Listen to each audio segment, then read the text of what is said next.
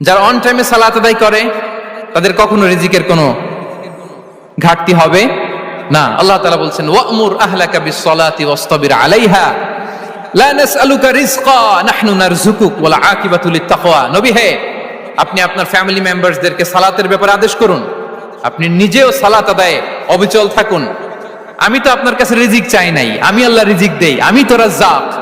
তার মানে সালাত যে আদায় করে তার রিজিকের কোনো টেনশন আর থাকে না। 3 নম্বরে গেল সালাত।